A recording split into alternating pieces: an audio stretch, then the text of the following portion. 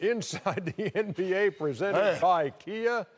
Ernie Johnson, Kenny the Jet Smith, Charles Barkley, Shaquille O'Neal. You know what we like to say about Steph Curry? He makes it look effortless. I'm not sure that's the right word tonight. Oh, but it's even higher than that. Crazy. Man, you know, I've been here 16 years, and one night I saw LeBron James score 29 out of 30 points. Remember, we were on the road for that. We were on the road for that game. I said, that's the most impressive thing I've seen in person. Right. To score 30 straight points in the NBA game when everybody know you're going to get the ball. That was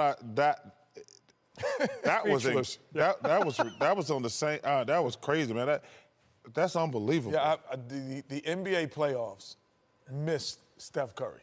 Yeah, because you know what I was thinking. I was like, the fact that he was doing what he did, but then to display the confidence, verbally, physically, and animated-wise. You come back 2-3 weeks. Takes you a game or two to get it going.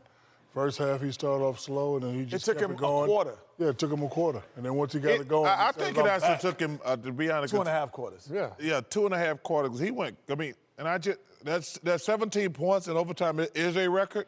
Yeah. Unbelievable. Not sure about that. What? Man, when your coach gets on, Ernie, and his comment about you is, that's crazy.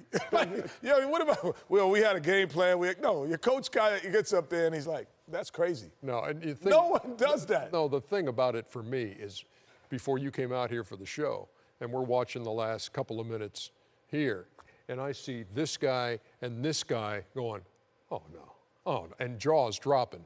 That's when I know somebody's done something special. I played with a guy in college who had spurts of that. Not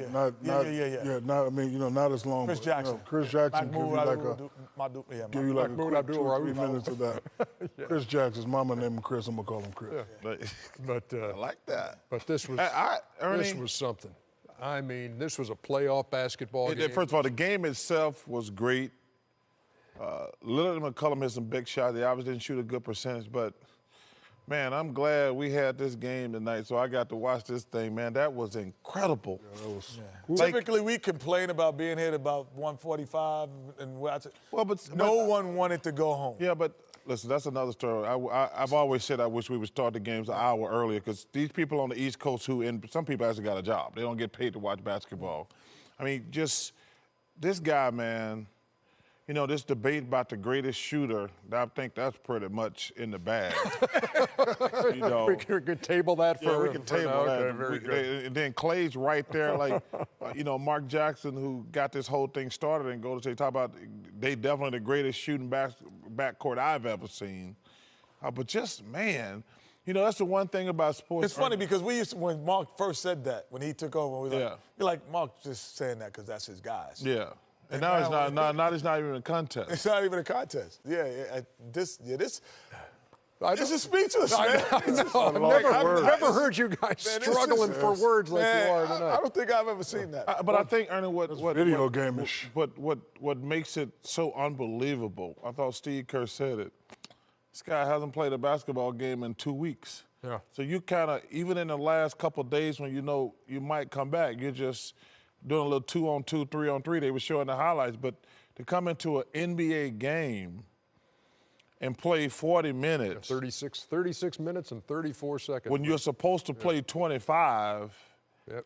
I mean, it's one of the most incredible things. I told you, that night LeBron, I'm like, I said, how many points LeBron got? He scored 29 out of the last 30. Yeah. And I was like, are you kidding me? Against NBA caliber players, the guy scored 30 straight points, basically. That was the Detroit Pistons. In Detroit. In Detroit. When they were the defensive-minded team. But to what I saw tonight, I might have to move that down to the second slot. So 132 Incredible. to 125 in overtime. Golden State takes a 3-1 lead.